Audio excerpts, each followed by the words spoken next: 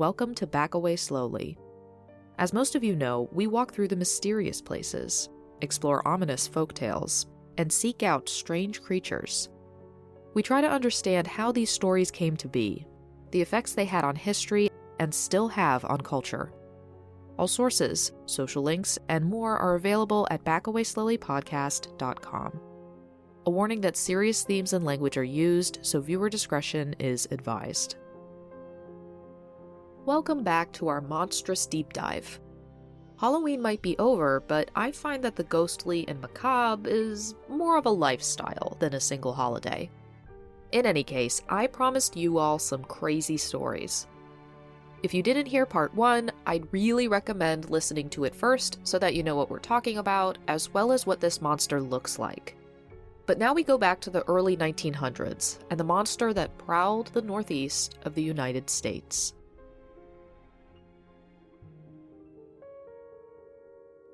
As a prelude to the main event of this episode, in the winter of 1905, 10-year-old Belva Brown was walking home with her mother and sister at about 8 o'clock at night. It was cold as they walked on the newly fallen snow, the full moon their guide. A soaring patch of night circled a nearby tree, glimpses of a creature passing into and out of the moonlight. The three stared at the bulky body, its slender head and pointed ears. They ran for their house, slamming the door. After some brief searching, they found their Boston Terrier quivering under the couch. Later, Belva Brown would say, quote, "I saw it, and I know what I've seen. I saw the Jersey Devil. That's no lie, it's authentic." Within minutes of the Brown lady's encounter, local teacher Mrs. Wilson saw the Jersey Devil swooping over the treetops of her own house. Several residents found odd footprints in the morning, including on the Browns' roof. Bernegot's postmaster, Rolf Collins, made plaster casts of these prints, which are supposedly still in his daughter's possession. Up until this point, we've discussed an odd sighting here and there, but here is where things are really going to get wild. We're going to discuss as many notable sightings as I could find that occurred just over a single week of January 1909. Here's a bit of a heads up that a lot of sources don't agree on what day certain events happen. I tracked down as many newspaper articles from 1909 as I could to verify these dates, but I struggled to find much. I'm kind of guessing that 1, the Pine Barrens were viewed as just a small, insignificant corner of the United States at large and therefore weren't reported on frequently. And 2, the outside world clearly had an unsavory opinion of the people who lived in the area, hence the nickname Pineys, or Pine Rats. These people and their folklore, their devil living in the woods, was merely an example of their ignorance. So to reiterate, while I had numerous books that recount these events, some dates varied between them. With the limited newspapers that I had access to, I did my best to put these events in order. The first sign of something odd came from Mr. Cozens of Woodbury. He was leaving the Woodbury Hotel when he heard something strange. Quote, "I heard a hissing, and something white flew across the street. I saw 2 spots of phosphorus, the eyes of the beast. There was a white cloud, like escaping steam from an engine. It moved as fast as an auto." The 17th of January, 1909 was a Sunday, but just barely. It was 2 a.m. when Officer James Sackville, who would go on to become Bristol's chief of police, walked his beat on the cold, snowy streets of Bristol, Pennsylvania. The night was quiet as he took a leisurely stroll across the bridge, but I hope he enjoyed that peace while it lasted. A half-beast, half-bird came into view on the bridge. Sackville came to a stop, making eye contact with whatever it was. This thing let loose a blood-curdling scream before hopping away. Although stunned, Sackville managed to draw his gun and pursue the beast. This proved futile as the monster took to the sky and flew away. Sackville fired, but missed his mark.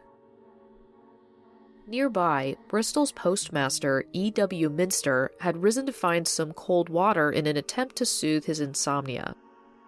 As he looked out the window, he spotted the strange, long-necked flying creature fleeing Officer Sackville, soaring over the Delaware River. He managed to make out curled ram's horns on its head, and he thought it looked like a large crane, but it emitted a soft glow, like a firefly. He described its screaming as a cross between a squawk and a whistle as it soared away. The two men could only stare into the dark, completely unaware that this was just the start of the wildest and most inexplicable weeks that the area would ever see. Later that early morning, Joseph Bowden and his family were awoken by bizarre noises. Quote, whatever it was had circled the house and tried to get in through the back door before leaving. The family then found strange hoofed tracks in the snow leading to their garbage can. The contents had been half eaten. The Bowden family weren't the only ones hearing odd thumps in the night. John McOwen of Bath Street in Bucks County, Pennsylvania, awoke to his baby girl crying. He walked around the bedroom, soothing his vocally disgruntled child, but then paused as he heard odd noises outside, quote, like the scratching of a phonograph needle before the music begins. Looking out the window, he spotted a strange eagle-looking animal, hopping on the towpath along the Delaware Division Canal. Now, perhaps a few shared and separate sightings in the dark, paired with some creepy yet vague noises, could be waved away. But harder to deny were the countless strange tracks found in the light of day. Quote, hardly a backyard in Burlington was untouched by them. They seemed to climb trees, to skip from rooftop to rooftop, to lead into the street, only to vanish. They led across fields, over fences, into hard-to-reach places. They would appear for 20 yards or so, and then completely disappear. Two muskrat trappers, Clarence Williams and Charles Stupenze, followed some of these tracks around White City. They were more curious than tenacious, as they gave up following them after a mile. But regardless, Williams said, quote, I have never seen anything like it before. Gloucester City liveryman James Flesson found prints in 8 different yards, one of these trails leading into Andy McHugh's junkyard. After Mrs. Schindel found hoofprints in her yard, she claimed that she immediately knew the culprit. Quote, it's a 2-legged cow with wings. A newspaper reported that in Buck County, Pennsylvania, they tried to gather a posse to hunt this strange creature, but quickly dropped it when no one volunteered to go blindly hunting in the woods for God knows what. But other towns had more enthusiastic parties searching for the monster.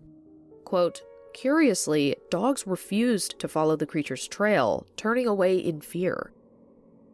Farmers set out hundreds of steel traps, but none were confirmed to be successful. After 2 days of odd sightings, chilling sounds, and innumerable tracks, residents of Burlington barred and bolted their doors, locked their windows, and refused to leave their homes, particularly after dark. A few people claimed they'd seen what they were calling the, quote, flying death, but refused to give their names for fear of ridicule from skeptics and their peers. The tracks in particular were incredibly confusing, and they were everywhere. A Burlington policeman spotted a flying, quote, jabberwock with glowing eyes, leaving behind 2-inch-long footprints a foot apart. When an Officer Munchnoff heard that Officer Sackville failed to kill the Jersey Devil, he scoffed, quote, claiming that had he been on duty instead of Officer Sackville, he would have shot the Jersey Devil. Mr. and Mrs. Evans of Gloucester City, New Jersey, were jolted awake at about 2 to 2:30 a.m. on Tuesday, January 19th. The couple peeked out the window and were met with the sight of the Jersey Devil dancing on their backyard shed. They watched in stunned silence as it continued to tap its way back and forth across the roof of their shed for the next 10 minutes. They would later describe the creature to the Philadelphia Public Ledger, quote, about 3.5 feet high, with a head like a collie dog and a face like a horse. It had a long neck, wings about 2 feet long, and its back legs were those of a crane, and it had horse's hooves. It walked on its back legs and held up 2 short front legs with paws on them. Eventually, Mr. Evans mustered up the courage to bravely open the window and scream, "Shoo!" The monster turned, barked at him, and flew away. Mrs. Evans added that the creature was vocally silent during its tap dancing routine, but when it flew away, the sound of its wings were described as such, quote, "It sounded like the muffled sounds a woods makes when it strikes a rotten place." I have no idea what she's alluding to, so make of that quote what you will. The next day, word of this encounter spread like wildfire, and hundreds of curious onlookers appeared in the Evans' yard. The couple graciously gave tours of their shed. The Fort Worth Star-Telegram also included the helpful bit of information that the jump that this animal would have had to have made to get to the shed roof was 18 feet. A few hours later, Daniel Flynn from Leeberville, Pennsylvania, saw the devil running along Chester Pike. He described it as 6 feet tall and with alligator skin. At 6 a.m., Mrs. Ryan of Burlington saw the Jersey Devil prowling in an alley. She said that the creature had long, bird-like legs, a horse's head, as well as short wings. The trails of tracks continued to baffle all who saw them, particularly hunters and trackers. Gloucester muskrat hunters Hank White and Tom Hamilton tenaciously followed a set of tracks for 20 miles. Quote, "They were amazed to see the trail jump 5-foot fences and squeeze under 8-inch spaces." William Pine's daughter was carrying a dinner pail to her father in Camden. She spotted these strange tracks and, fearing an imminent attack, fell into a faint. I assume that the girl was already nervous, if not outright terrified, what with the rumors of a monster prowling the area and the tracks everywhere. Seeing these tracks must have implied to her that this monster was nearby, scaring her badly enough that she blacked out. And we also don't know how old this girl was. Her father arrived to care for his daughter and examined the tracks, observing that they resembled donkey's tracks. These footprints clearly came from an animal with 2 limbs, one having been larger than the other, potentially deformed. Reports from Swedesboro claimed that the Jersey Devil had antlers. A Glassboro witness said that the devil had 2 toes and was dog-like.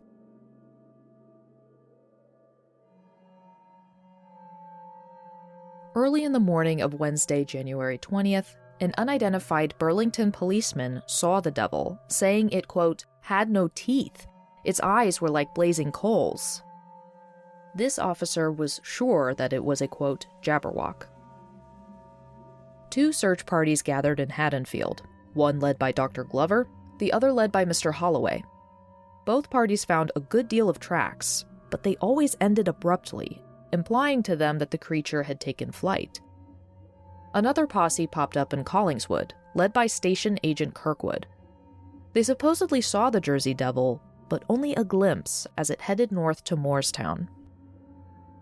Well, there seems to be some accuracy to this claim, because the Jersey Devil was then spotted near the Mount Carmel Cemetery of Moorestown.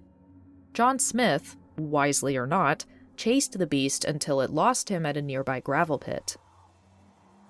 Nearby George Snyder was blissfully fishing when he was interrupted by a 3-foot-tall, black-furred creature. Snyder said that it had arms and hands like a monkey, a face like a dog, split hooves, and a foot-long tail. At Riverside, prints were found particularly around chicken coops and outhouses. Dog lovers, brace yourselves. Joseph Mans found the tracks around the body of his deceased puppy.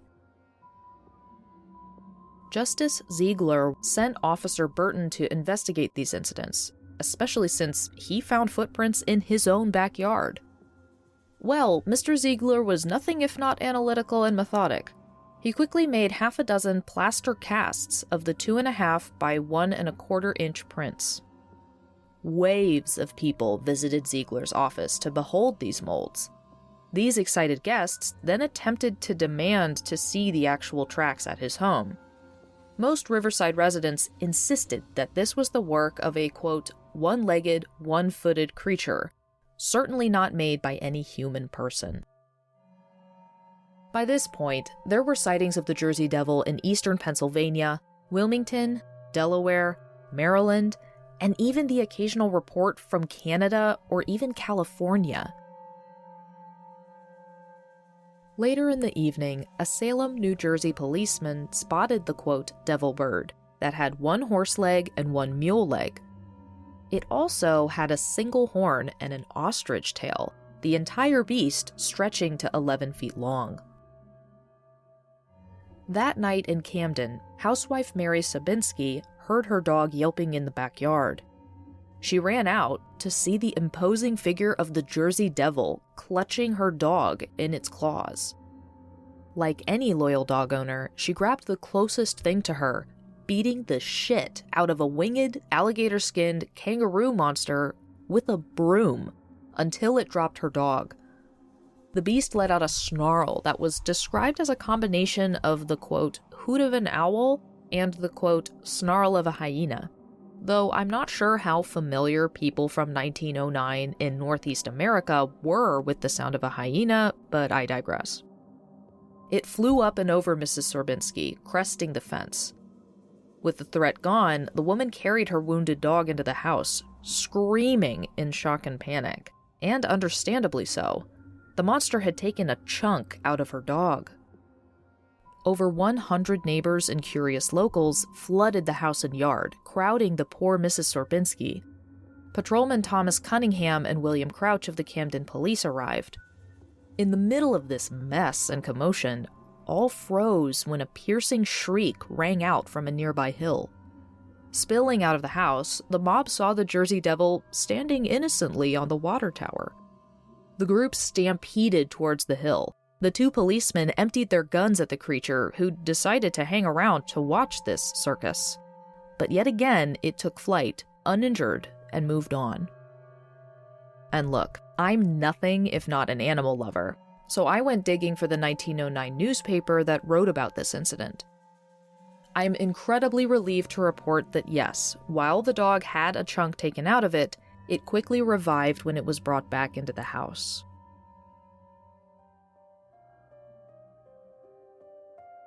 "1 a.m. Thursday morning.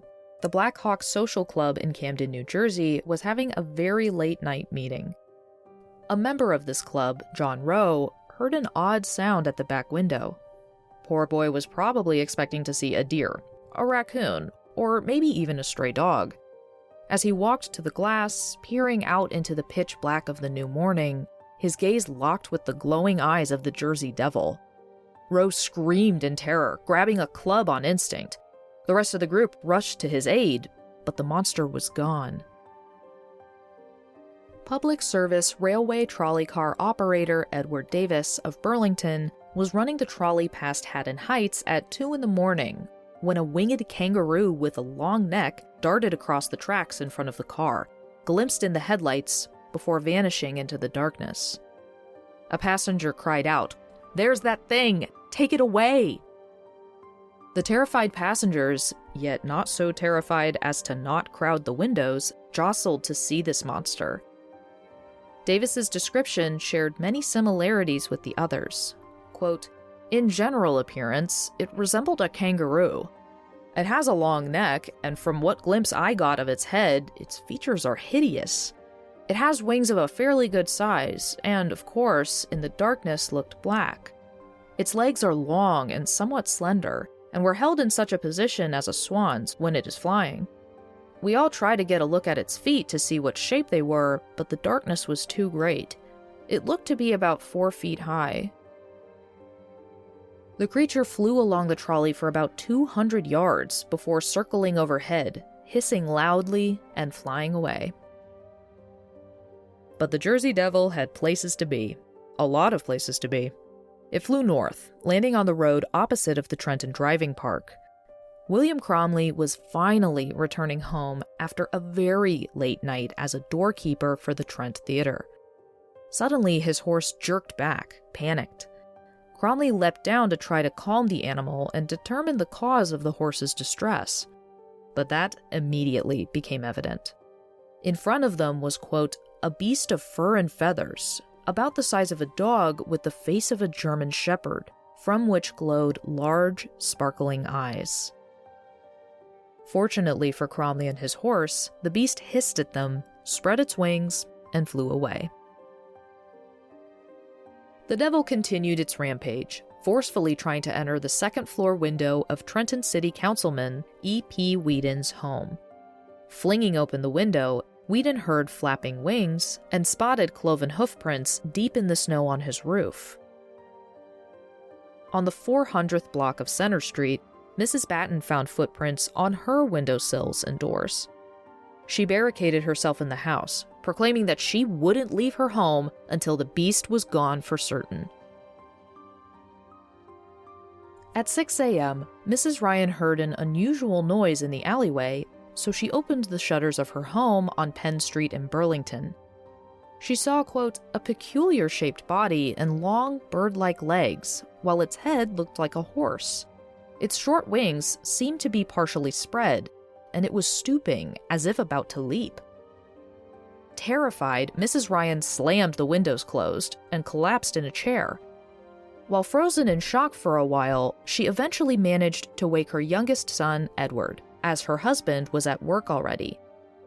Edward poked his head out and, confirming that there was no monster in the alley, left to catch a train. However, when the neighbors heard of this, they investigated more carefully and found pony-like prints leading to the fence. Daniel Flynn was walking along Chester Pike in Leaperville, Pennsylvania, on the way to work. The Jersey Devil sprinted out of a nearby yard and, catching sight of Flynn, ran up the pike, quote, on its hind legs faster than the speed of an automobile.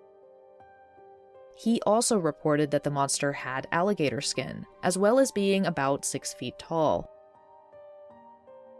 William Wasso was a track walker on the electric railway between Clayton and Newfield, and he saw a very interesting figure on the tracks that day. The Jersey Devil bent down curiously to sniff the rail. Its tail drooped to touch it, and bang! The contact made an explosion that melted 20 feet of track on all sides. Such an explosion must have killed the monster, people insisted. It had been blown to smithereens. Phone company lineman Theodore Hackett was out working with a few other men about 5 miles from Pleasantville. Another lineman named Howard Campbell walked a little ways into the woods, distracted by something running down the path towards him. Fortunately, he didn't just stand and gape. He sprinted for the nearest telegraph pole, screaming and whooping. Frightened beyond all reason, Campbell climbed up one of the poles and threw himself on the wires strung between 2 poles. Hackett and some other crew members arrived to rescue him, Hackett firing upon the charging beast. According to the report, his shot broke a wing, which drooped to the ground, the monster screaming. It hopped and ran, dragging its wing into the pine thicket.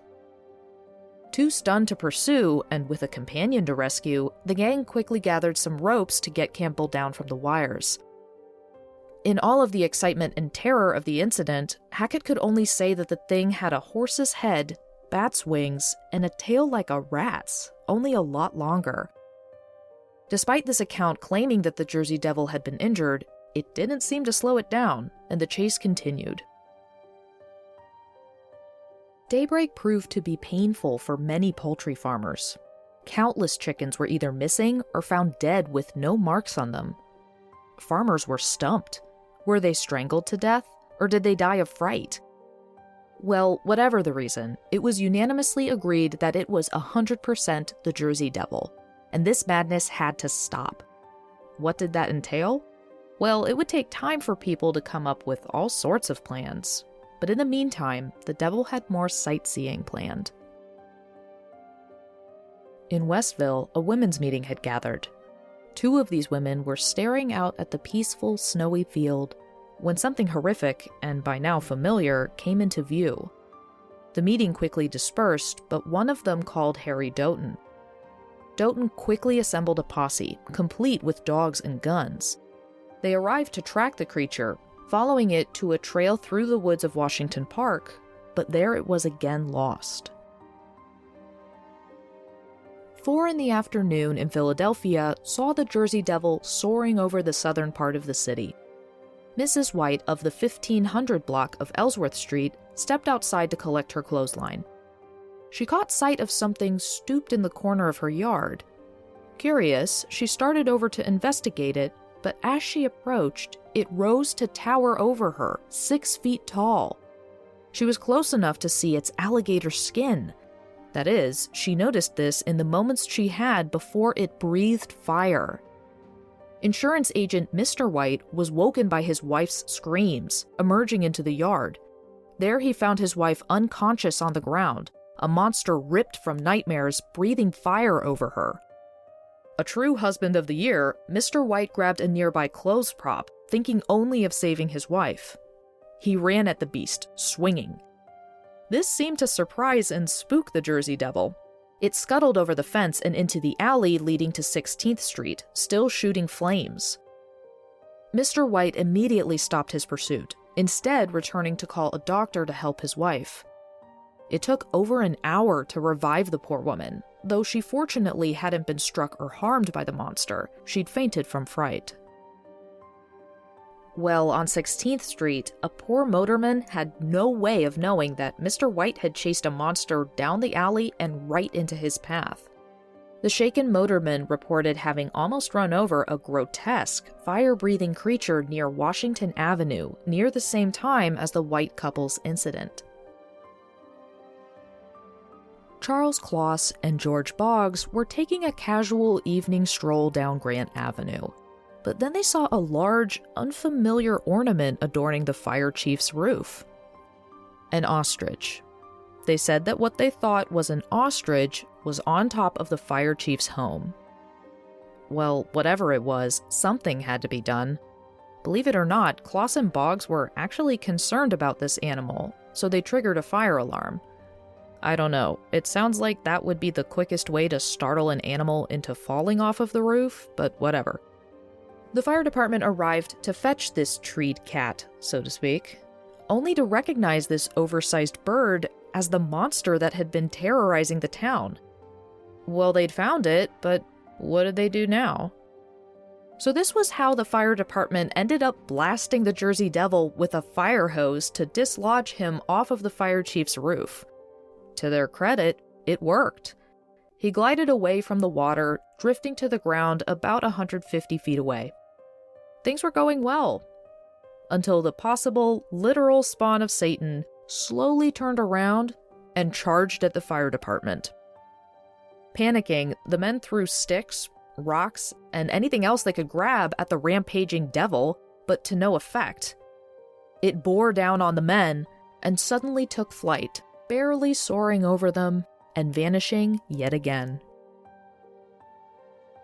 As you can imagine, the panic had grown into a frenzy in these communities and their neighbors. Trenton and New Brunswick trolleys were assigned armed drivers to ward off attacks. There were so many trails of unknown tracks that ministers of the town churches reported a very noticeable increase in attendance the next Sunday. One source says that the tracks were so numerous and roebling that witnesses described it as looking like a herd of Shetland ponies had trampled through the area. The terror was so bad that businesses, schools, theaters, and restaurants closed until the Jersey Devil could be dealt with. Night shifts in Gloucester City were shut down because nobody would leave their home at night. That night in Wycombe, a group of men milled about, debating about the laundry list of crazy incidents that had been going on in the Delaware Valley. Most men had read the Doylestown Daily Republican, and they agreed that this was all the result of, quote, an excellent supply of Jersey Applejack that year. Everyone was cackling at this theory, when a scream ripped through the air from Thompson's lumberyard. The laughter died in their throats, and they all watched in horror as a, quote, monster, part animal, part bird, part buzzard, circled over them several times before departing. They were in such shock that they couldn't even agree on how large it had been. Some claimed it was 9 feet long. Others said it was 20 feet, with fiery eyes, long wings, feathers, and teeth that were inches long. Quote, there was one thing on which all the men in the group did agree. The Daily Republican was wrong in its assessment of the Jersey Devil. At 10:30 at night, a, quote, respected Chester citizen heard odd noises on the shed roofs of Robinson's brickyard. The streetlights illuminated a figure soaring through the fog, a half-beast, half-bird, with wings like a bat and a long tail that was tipped with a point like an arrow. This citizen watched it soar just over a set of elevated railroad tracks right as the northbound express was passing. The engineer furiously blasted his whistle, but the Jersey Devil was already gone. Not long after this, the devil soared over City Hall, landing near a school at 3rd and Jeffrey Streets. Several policemen chased it up Commerce Street, where it vanished into the fog of Thomas Marshall's funeral parlor's backyard. All that the policemen found for their troubles was a good deal of footprints and a few neighbors reporting the sound of flapping wings and stomping feet. I don't know when the Jersey Devil got any sleep, but it wasn't Friday morning. At 2 a.m. on the 22nd, the Jersey Devil landed on the roof at the corner of Ferry Avenue and Van Hook Street, waking its residents. Mrs. Stenberg shook her husband awake. He leapt for his rifle, but wasn't fast enough to shoot the creature before it was gone again. 2 hours later, Camden policeman Louis Strayer spotted a, quote, jabberwock, getting a drink from a horse trough in front of John Carroll's saloon on 3rd Street. He got a good enough look to be able to describe a kangaroo head and body, deer antlers, and bat wings. At dusk, 2 young women were returning home near Chester, Pennsylvania. The Jersey Devil darted out of a boxcar, sailing close to the terrified women, before again vanishing. At 7 p.m., saloon keeper C.C. Hilk of Lamberton Street, Trenton, got a phone call that announced that they'd done it. The Jersey Devil was locked in his farm's barn across the Delaware River in Morrisville, Pennsylvania. Apparently, the devil had caught a ride on a wagon that was driven into the barn by a farmhand. Several men slammed the door shut, celebrating the beast's capture. A good number of expectant and curious locals even rowed a boat across the Delaware to witness this event, but the Jersey Devil had somehow managed to escape from the barn. The devil flew south to Salem, where night watchman Jacob Henderson heard a commotion. He found a bulldog owned by Mrs. Brown driving the devil from the backyard. Local papers weren't helping the rising panic.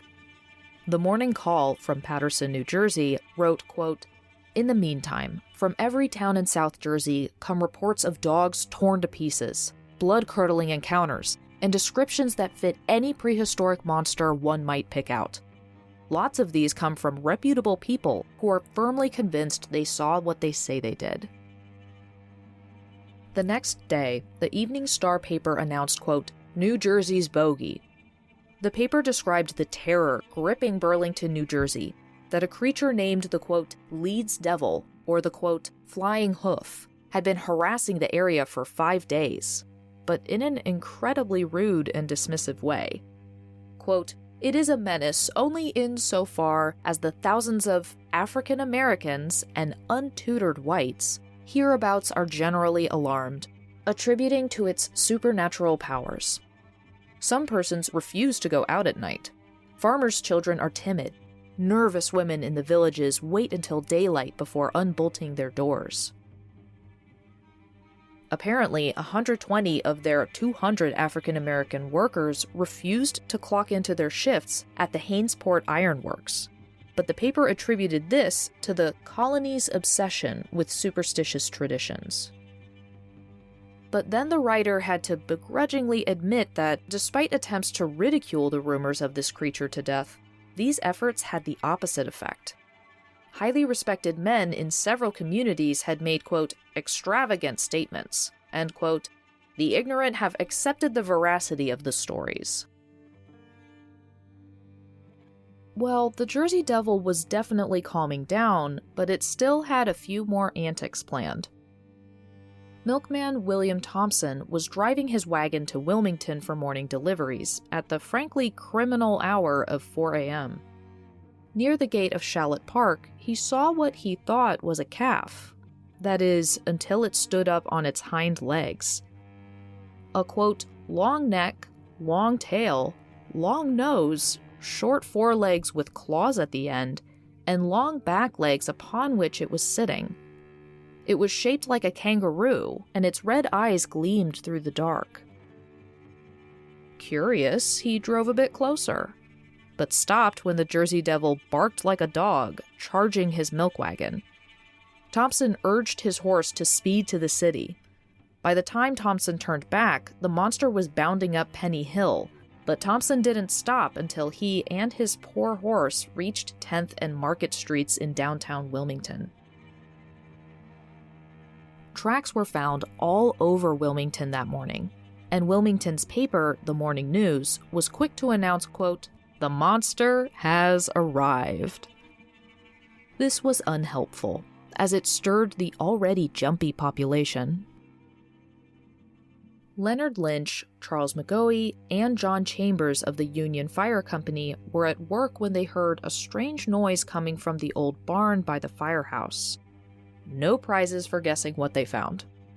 The Jersey Devil sprang at least 25 feet over the ticket office of a nearby baseball park and disappeared. The only things left, other than 3 stunned men, was a half-eaten pumpkin and mysterious footprints. The Jersey Devil had had its week of fun, and according to James McCloy in Ray Miller's book The Jersey Devil, it was only seen one more time for the rest of 1909. In late February, outside of Salem, Leslie Garrison was heading home at sunset. As he crossed a stone bridge near Schultz's store, he saw a strange, peculiar-looking, and very large bird soaring over a clump of trees. Garrison said, quote, it had legs 5 to 6 feet long, stretched horizontally, and at the extremities were feet which resembled a man's. Which, honestly, this monster having human feet is somehow the most horrifying detail to me. Garrison concluded his account, quote, it must be the flying devil that everyone had been talking about. One thing was for certain. Where the Jersey Devil had been sneered at, disregarded, and viewed as an old wives' tale for decades, now it would take generations to dim the memories of that terrifying week. This collection of incidents is something I've never encountered with any other cryptid. This creature that we aren't even sure exists managed to shut down multiple entire communities. People locked themselves inside of their homes, not from a natural disaster or a murderer on the loose, but from a bizarre patchwork zoo of a monster. I didn't even mention all of the encounters that I'd found. If I had, there would be 2 more episodes, and frankly, they get really repetitive. When questioned about his thoughts on the incident, W.H. Cantrell of Philadelphia said, quote, now I hate to talk about this. All the fellows at the office will be laughing at me, but the tracks are there, sure enough. I'll wager, too, that the thing that made the tracks walked on 2 legs. So yeah, what on earth happened during that January? A few theories arose to explain this remarkable series of events, some even more fantastical than the beast itself. Where many saw a fascinating mystery, a few saw an opportunity for themselves. And so the theories would be matched by the hoaxes that popped up all over the place. But we still have many years of encounters to go, so we'll save the theories and hoaxes for after our remaining reports.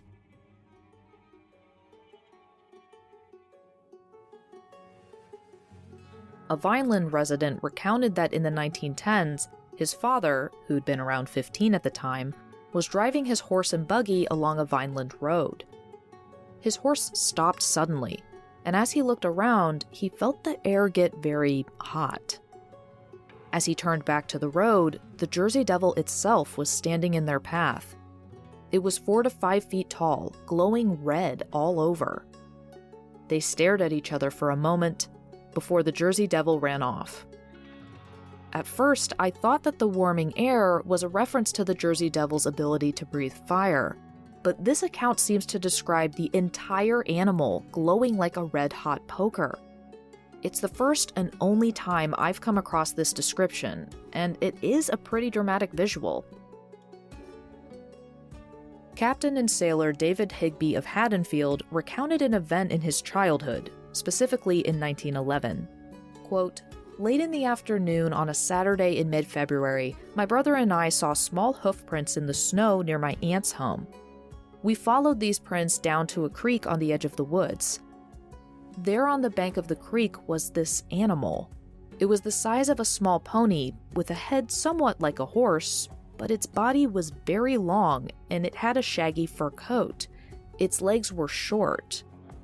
As we fearfully approached, it jumped the creek and disappeared into the woods."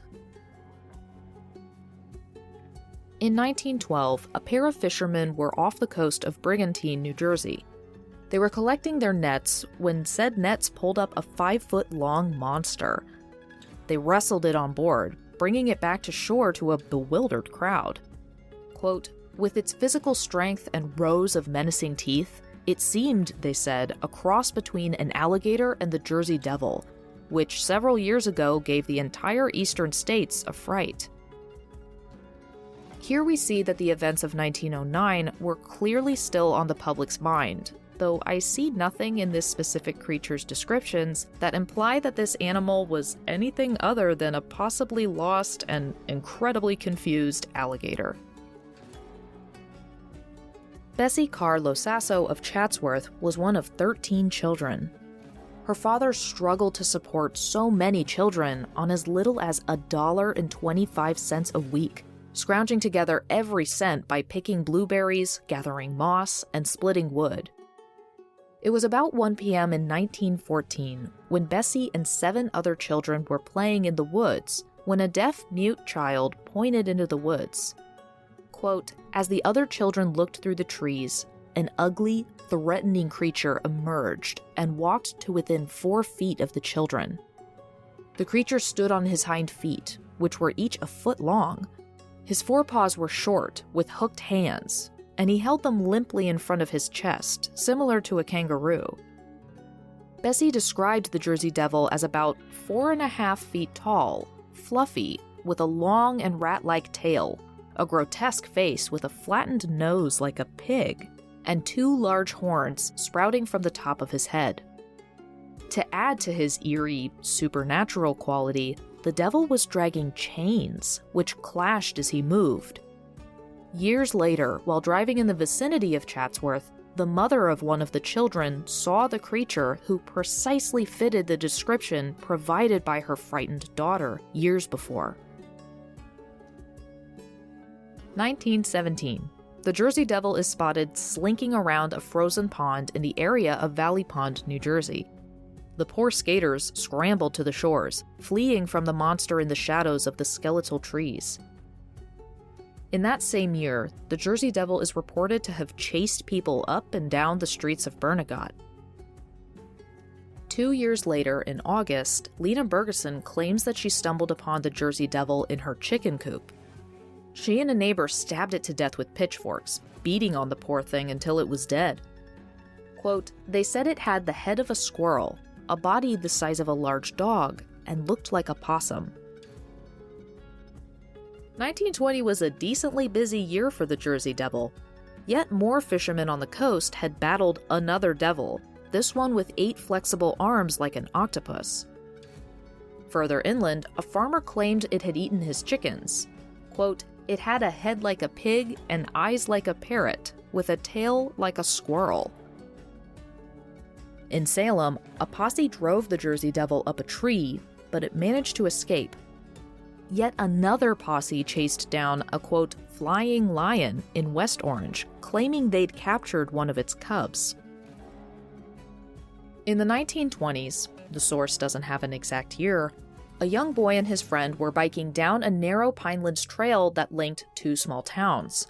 Quote, as they pedaled along rapidly, they realized that something was keeping pace with them in the dense woods, at a distance of 6 to 8 feet parallel to the road.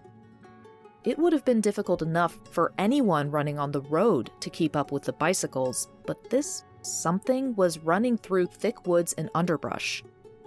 As they pedaled along, the young man and his friend caught glimpses of the creature. It was large and man-like, and its strange, loud breathing sent an eerie chill through them. The faster the terrified boys rode, the faster the Jersey Devil ran to keep abreast of them. The chase continued all the way to town. The frightened bicyclists both stated, quote, it had to be the Jersey Devil. Many years later, the son of one of the bicyclists was camping with his wife and 3 children in the New Jersey State Forest. They heard a strange noise and realized something was close to their tent, breathing so heavily it sounded like blasts of steam.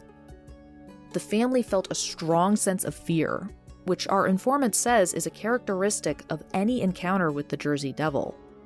Eventually, however, the creature retreated back into the woods. In 1925, Hyman Wyman of Greenwich Township in Gloucester County found the Jersey Devil again after its favorite snack. Desperate not to lose all of his chickens, Hyman pursued and supposedly shot the devil dead. He ended up displaying the body, which was published in the Woodbury Daily Times. Quote, Hyman said it was as big as an Airedale, with black fur, and it hopped like a kangaroo. Its front legs, he said, were longer than the rear, which were short and crouched, the hind feet having 4 webbed toes.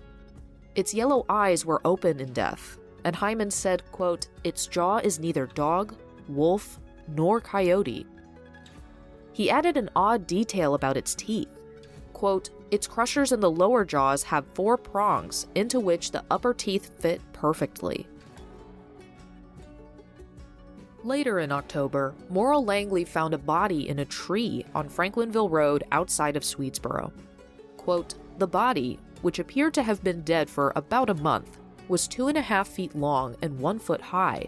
Its back feet and legs resembled those of a cat, and its front legs looked something like those of a monkey. The creature's mouth was a bony structure. Langley turned the body over to Harry Finzer of Franklinville, who intended to present the body to the University of Pennsylvania for an autopsy. Like so many other accounts of the Jersey Devil, this is where the story ends. The book Phantom of the Pines writes that in 1927, quote, a taxi driver heading towards Salem late one night was forced to stop to repair a flat tire. Just as he finished, his taxi began to shake violently. There, something that stood upright like a man, but without clothing and covered in hair, had its huge hands on his vehicle.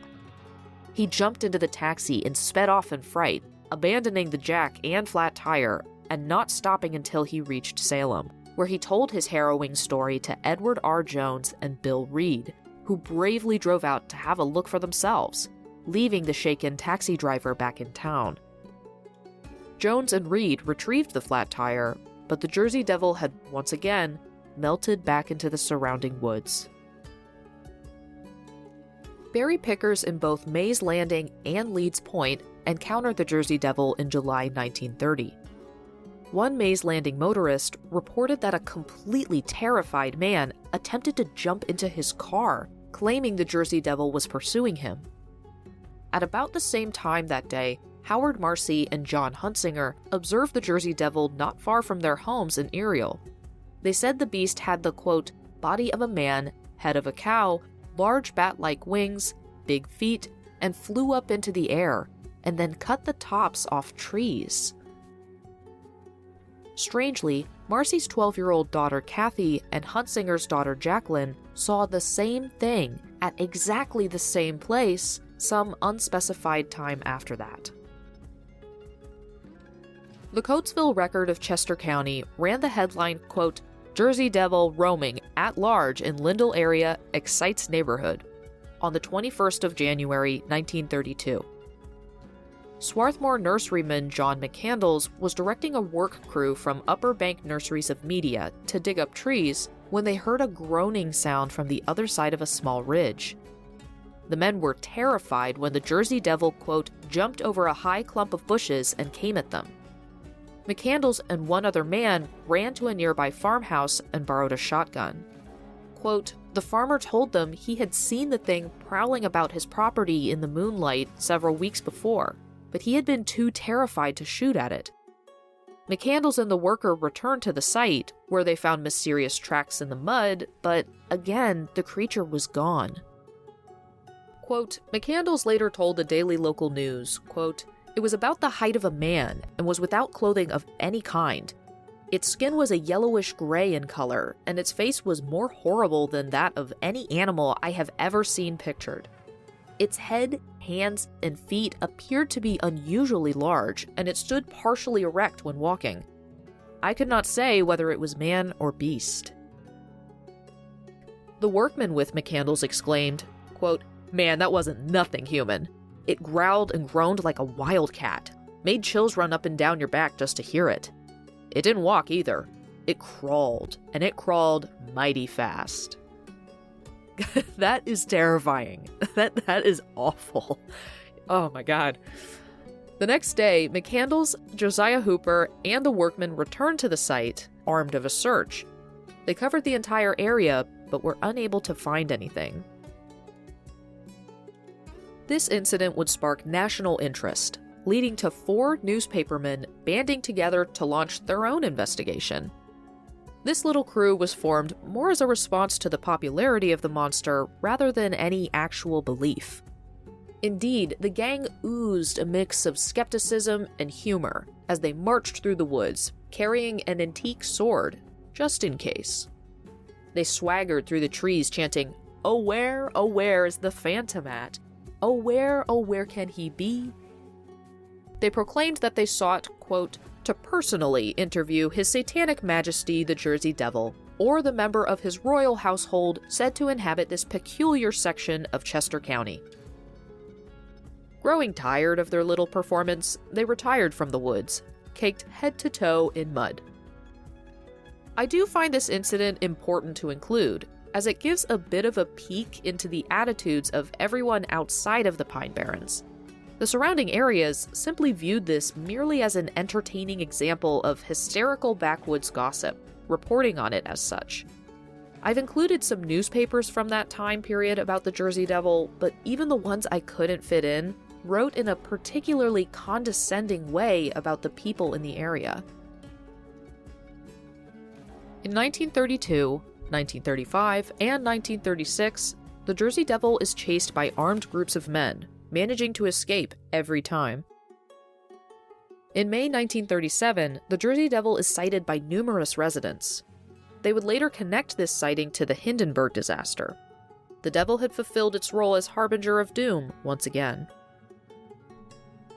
In the late 1930s, the Jersey Devil could be heard clomping across the Lower Bank Bridge during full moons. However, we also start to see hints at an almost Robin Hood-esque nature, as it was also rumored in the late 1930s that the Jersey Devil was giving out food to those in need during the Depression. The Jersey Devil appears as a warning of the Pearl Harbor attack on December 7, 1945. Later on in November, the Record of Coatesville, Pennsylvania publishes the headline, quote, "Jersey Devil returns for a little visit." The reaction was immediate and dramatic. Armed posses began to assemble.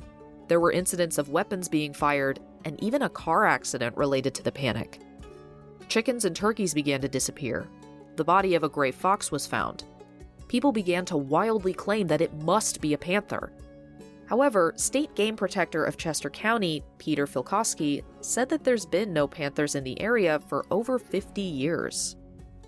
Thomas Rhodes spotted the monster and described it as a creature, quote, "larger than a fox, with a sleek black coat, long body, short and pointed ears, and a long, thin tail.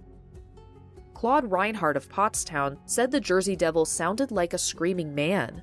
Quote, "Most people who have heard the devil sounds characterized them as somewhere between the screams of a man and the cries of a baby." That's upsetting.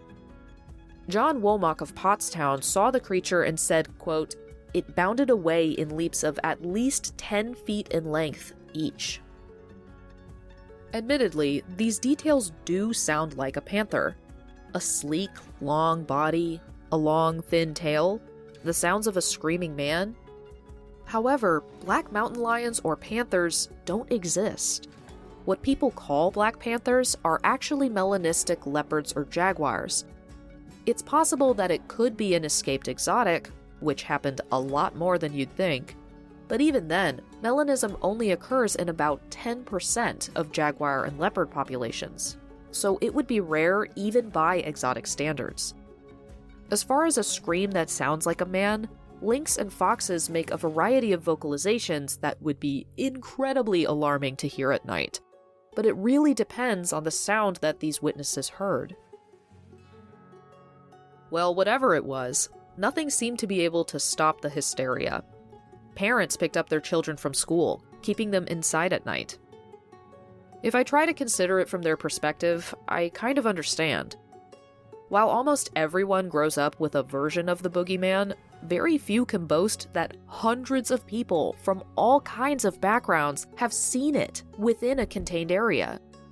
These parents would have grown up hearing about their own parents' first-hand encounters with their local monster. That's terrifying.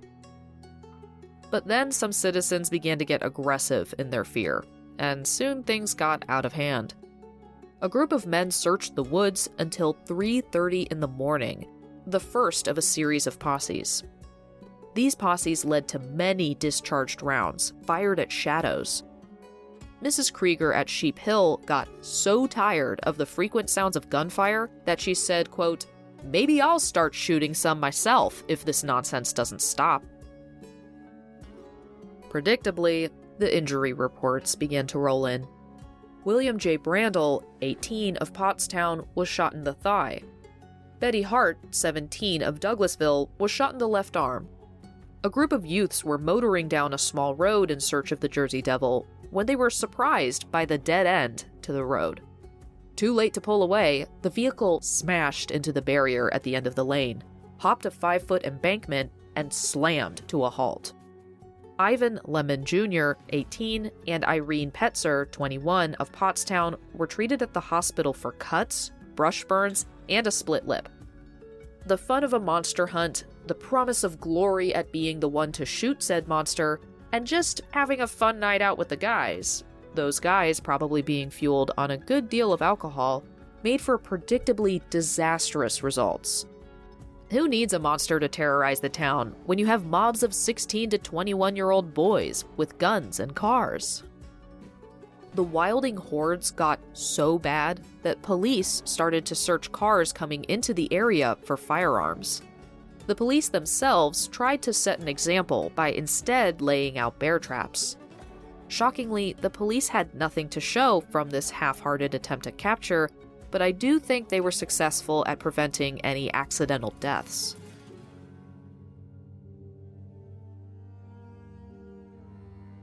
On Thursday, the 22nd of November, 1951, a group of children were hanging out at the DuPont Clubhouse at the edge of town. A 10-year-old boy was passing a window when he saw the thing staring in at him, quote, blood coming out of its face. The boy started screaming uncontrollably, falling to the floor, his body seizing. This fit was so bad that his screams were reported to have been heard at the edge of town. The chaperone managed to calm him, and the children returned to their games. The chaperone, the boy's brothers, and the other children discounted his story, but another sighting of the devil was reported, this time the police being called. They searched the area, but found no trace. The next night, Ronald Jones and a group of teenagers hunted for the creature in the area. While unsuccessful at tracking the creature down, they did hear unearthly screams. A Mrs. Weiser corroborated the group's claims, also having heard a, quote, shrill, unearthly scream from the woods. Nearby, Jerry Ray was combing the area with some other boys. He claimed that, quote, it almost grabbed him, and that, quote, it had a wild look in his eyes. Not the most descriptive sighting, especially while saying that it was close enough to grab him, but okay. Speaking of its appearance, the witnesses that did describe the creature couldn't seem to agree. Quote, some said it was 7 feet tall with an ugly face. One said it was half man, half beast. Others depicted it as a, quote, chunky man with a bestial face. Trying to get a handle on the situation, stop more vigilantes, and stem the flood of calls from frightened residents, Chief of Police Louis Silvestro took some men out into the bush with floodlights. This clearly did next to nothing, as on Monday morning, the students at the Gibbstown schools were so worked up that Principal Clarence Morgan called in Chief Silvestro to calm them down. The chief tried to stop flocking tourists by placing signs on the outskirts of Gibbstown that bluntly stated that the Jersey Devil was a hoax, which only seemed to draw more attention than anything else. Quote, around the same time, the Jersey Devil was accused of attacking dogs in the vicinity of Jackson Mills. A terrier was torn to pieces, its hind legs eaten away by something having a, quote, terrible yell, and 2 other dogs were badly mauled. One resident bravely decided to investigate the source of these terrible screams and maulings. He waited one night in the darkness, equipped for his defense with a broomstick. His flashlight caught sight of a being for a fleeting moment, but then the light died. He describes the creature as, quote, sort of a wildcat, 4 feet tall and long and grayish. Ultimately, there's really no conclusion to these sightings in Gibbstown. Nothing was caught, so in the end, there wasn't much to be done. The only result was that the Jersey Devil was revived yet again in the living memory of the area. In October of 1957, a massive forest fire raged through the Wharton State Forest. Once it had been put out, a State Department of Conservation forester found some odd burned remains at Hampton Furnace. Quote, the remains consisted of a partial skeleton, claws, feathers, bone particles, and hind legs of some unrecognizable creature. Despite having so many pieces of whatever it was, no one could identify it. Despite no report ever having been issued about this mystery animal, the local authorities were so desperate to prevent another fiasco like Gibbstown, they put up more signs that said, quote, the Jersey Devil is a hoax. While some agreed that these remains were a hoax, others believed it to finally be the end of the Jersey Devil. Or so they thought. In this desire to crack down on vigilante groups, a Wall Township judge fined a group of 30 boys who had been out monster hunting with real guns. This fine was for a whopping $50, which is about $542 in October of 2024. So the price of 30 kids running around with live weapons would be the equivalent of about $20 per kid today. In 1960, 2 deer hunters were swapping stories as they camped in the woods, mostly disbelief and disdain for the Jersey Devil stories. One of the hunters went to put out the fire, but a strong gust of wind blew it out. After a moment of silence, terrible screams erupted about 300 feet to their left. When they looked, they saw a bluish mist drifting closer with 2 piercing red eyes in the center. As it got closer, they saw the outline of huge wings. One of the hunters ran for their car on a small dirt road several hundred yards away, the other hunter sprinting into the woods. The hunter running to the car heard something crashing through the woods behind him. He threw himself into the driver's seat, speeding off, but he felt something thump into the back of his car. He drove to the nearest bar and called the police, who were skeptical when they heard a large, winged creature attacked their camp. When they all drove to the site, they found the campfire blazing again, but they couldn't find the other hunter. Quote, "They took the hunter down to the police station, and only in the strong light did they see the claw marks that ran straight down the hunter's back trunk. The next day, they searched again for the missing hunter, but they never found him." Is anyone else noticing some interesting similarities between this story and the well-known urban legend, the Hook Man? It kind of makes sense, as the Hook Man urban legend became incredibly popular in the 50s and 60s, and this story is smack in the middle. This story might be their actual report, but I think it might be interesting to look into some urban legends and their impacts on the public at large. But for now, back to the devil. In the same year, bizarre cries and strange tracks terrorized the town of Dorothy near Mays Landing. Game warden Joseph Gallo and state game trapper Carlton Adams investigated. The official explanation was that the sounds were from owls and hawks, the tracks from a large rabbit, but no one was convinced. Locals were quite familiar with the wildlife around their town, and this wasn't a believable explanation to them.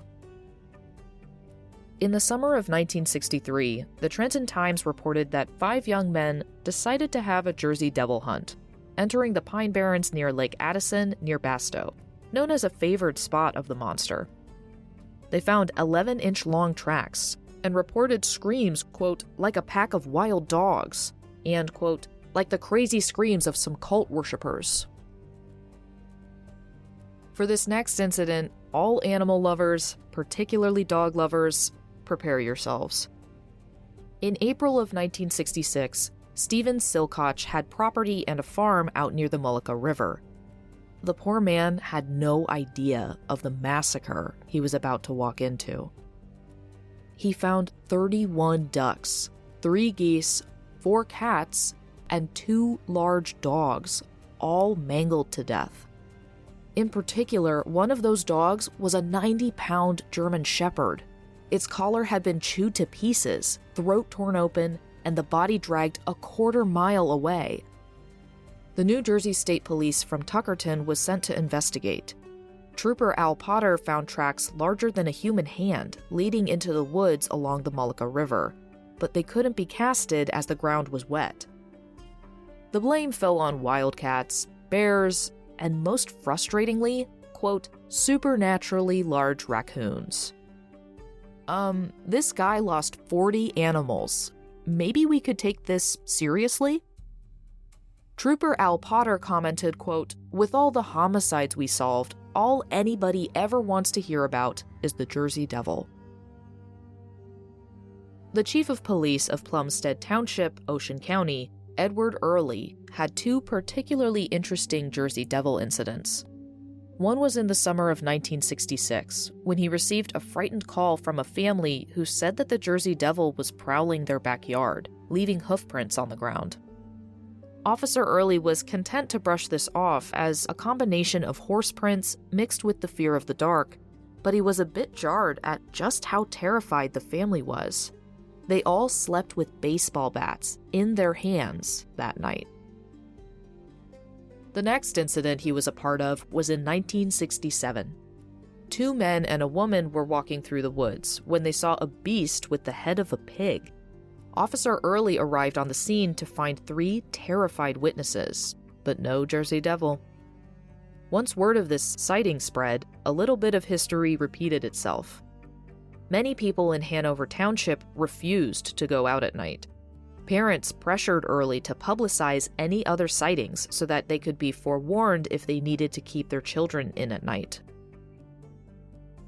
In 1969, sportsman Edward Corman of Ocean City established the Jersey Devil Association in order to raise funds and track the monster down. Quote, "To those who laughed at his efforts, Corman declared that no myth could survive this long without there really being something out there, somewhere." In the early 1970s, officers of the West Windsor Township Police were returning from a call along Route 539 when they saw a mother and her young daughter standing by a car alongside the road. When they stopped to check on them, the hysterical mother said, quote, "A creature had darted out of the woods, seized a handful of the child's hair, and disappeared into the woods again." Some people disbelieved the story. However, as one of the policemen said, quote, "People can laugh all they want to, but the hair was pulled out of the child's head." Historian Alex Platt of Jackson Township spent over 20 years collecting stories of the Jersey Devil, and this next incident came from his records. Quote, Platt also relates a story of something in the swampy thicket along Cook Road in Jackson that periodically disturbed the neighborhood dogs around 1973. A strange thrashing in the swampy water caused the frightened dogs to bark wildly. About the same time, an undetermined number of large dogs were mysteriously mauled at different locations between Watertown and Forked River. Strange footprints were found around many of the carcasses. Mr. Platt asserts that most of the sightings he has come across have taken place in or near water, as if the Jersey Devil wanted to hide his trail. In the fall of 1974, Howard Mosley of Whiting was sitting in a boat on Reed's Bay off of Brigantine. At dawn, Mosley was looking for ducks when he saw an incredibly bizarre animal on shore, about 200 yards away. The thing had a kangaroo-like lower body and the upper torso tapering into something like a goat, but most bafflingly, it was perched on its hind legs. The creature was tailless and only weighed about 90 pounds. It gave a loud snort and hopped off into the underbrush. We have another report from historian Alex Platt from 1975. Quote, "A young man who was driving home late one night along Fisher Boulevard in Toms River. As he cruised along, a 6-foot, hairy creature jumped out in front of the young man's car. The young man was badly shaken, but having just passed a police car, he turned around and sped back to the policeman, who returned with him to the scene. The policeman, with some nonchalance, directed the young man to stay in the car while the officer went into the woods with a flashlight to investigate. It was a short wait. Soon the officer ran from the woods in an obvious state of panic and jumped into the young man's car. Though the young man broke speed limits leaving the scene, there wasn't a murmur of complaint from his passenger. He suffered nightmares for many weeks after this incident, though he felt lucky to have escaped unscathed. There's a handful of testimonies where the stories sound more like Bigfoot than the Jersey Devil. I specifically didn't include any that really implied a hairy humanoid creature, in particular a few stories where the creature doesn't have a tail. But this one, it toes the line in between.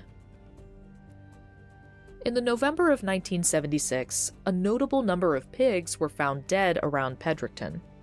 Some of the causes of death were easily identified as cholera, but there were others where their cause of death couldn't be determined, and then there were others that had been mutilated. At least one had been carried away by something unknown, a trail of blood dragged through the bushes, but most of the bloody leaves were 3 feet off the ground. Quote, "At this time in the nearby Carney's Point area, Ray Smallwood observed the mayhem taking place among some local livestock. Several 110 to 115-pound pigs, not fully grown, appeared to have been lifted out of their pens and dragged 500 yards. Their throats were eaten out, and claw marks scored their backs and shoulders. Mysterious footprints were found in the area.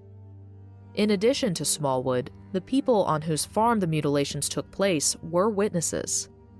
After the wife saw the big creature with the long tail run across the road, she carried a gun when she worked on the farm." In the summer of 1977, a woman was driving in Penn's Grove when a large, hairy beast dashed to her car and grabbed her door handle.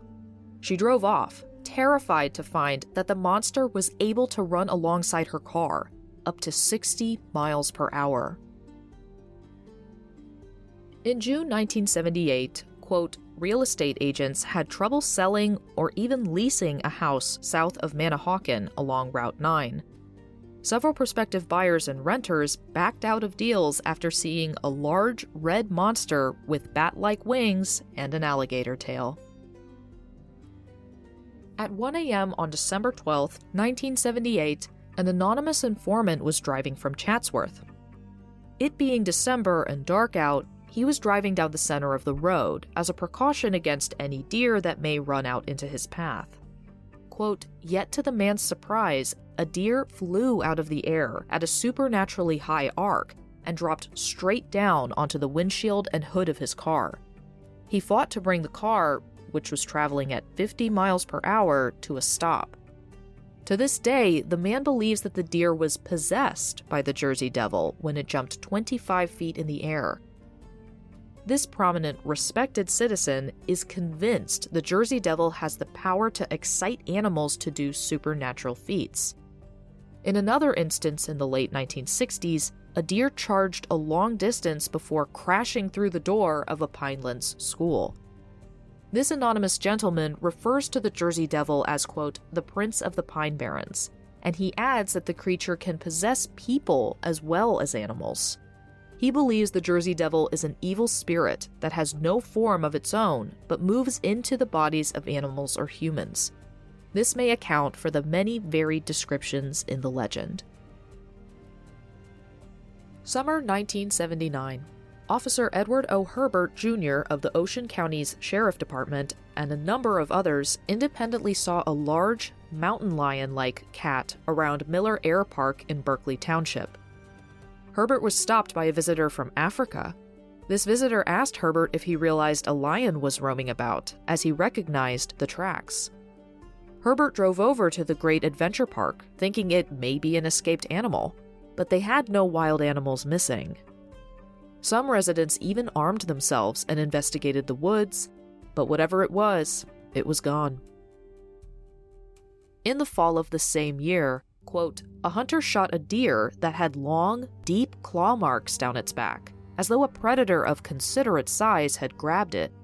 The hunter told Herbert that either the lion had returned or these claw marks were the work of the Jersey Devil.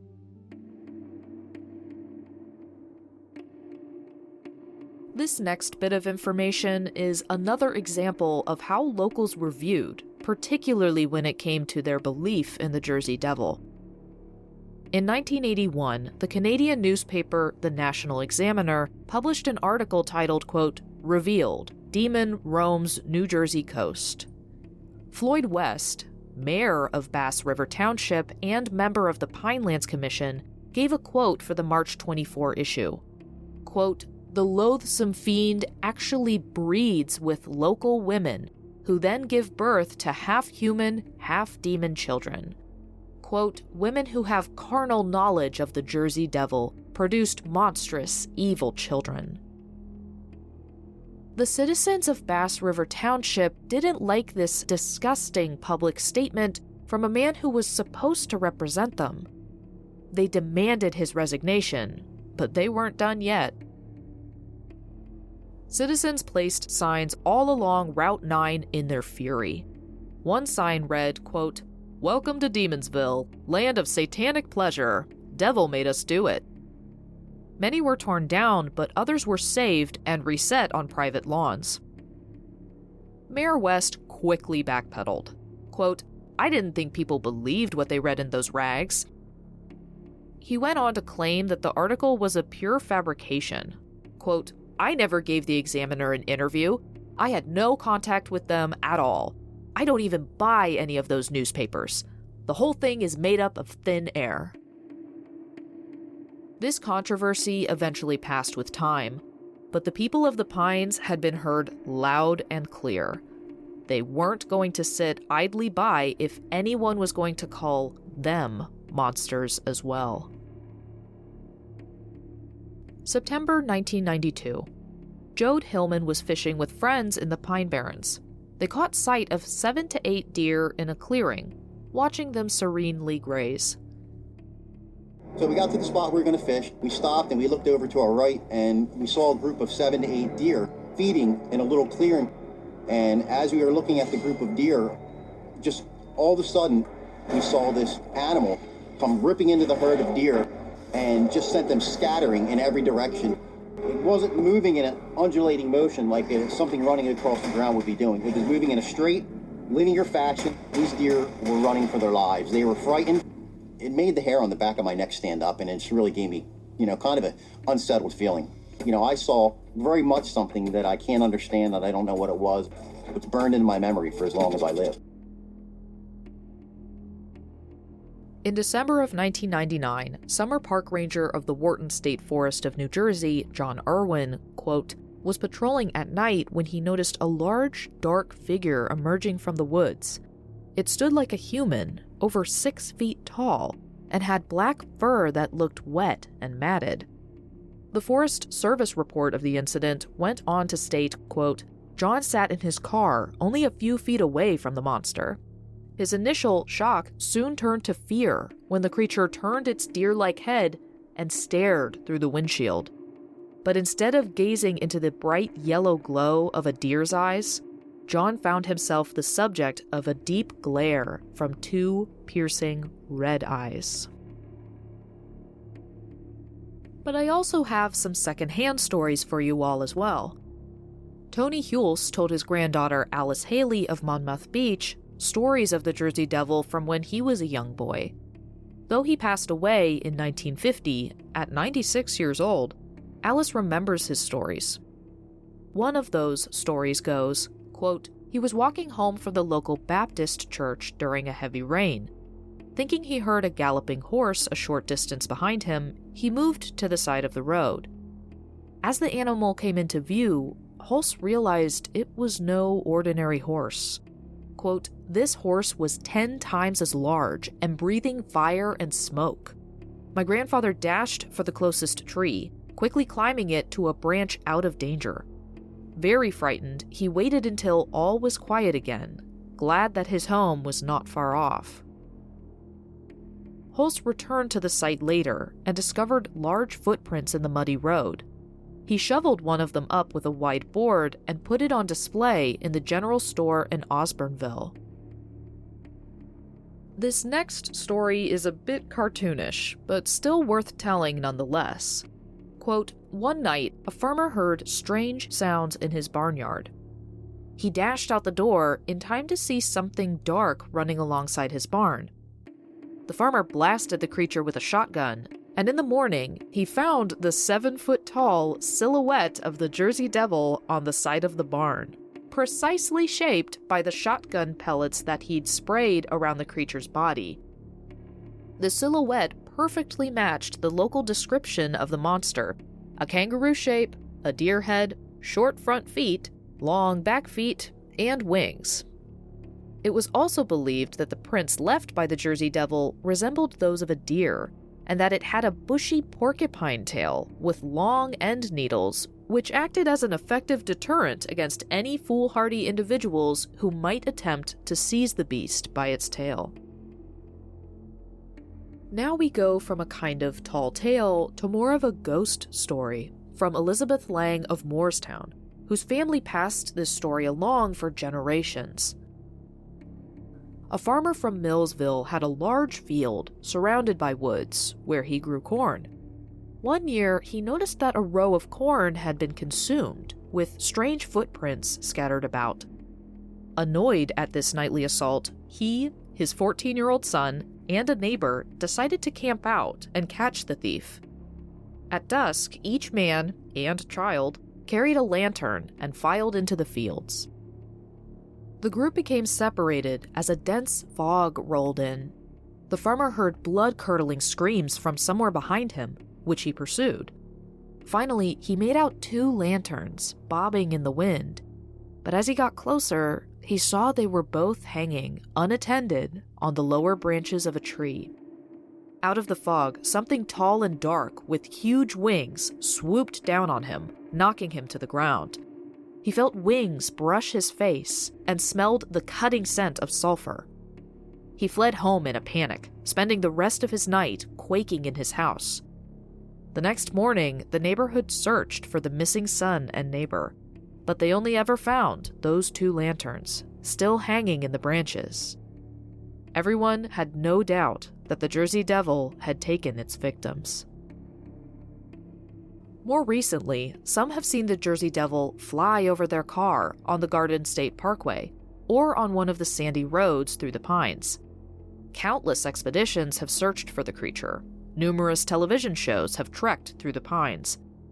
The secret history of the Jersey Devil reads, quote, "As a friend of ours recently quipped, if there was a Jersey Devil in the Vinelands, it surely would have been run over by now by a tour bus roaring along the Garden State Parkway en route to Atlantic City."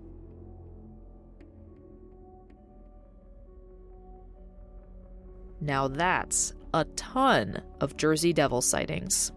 It's definitely up there in terms of sheer numbers, and yet a crazy variety of encounters and events. But it doesn't just end with a long list of incidents. No, remember, where people saw a monster, if not an icon of the area, other people saw opportunity. And so follows a list of hoaxes, some of which definitely account for some of these sightings.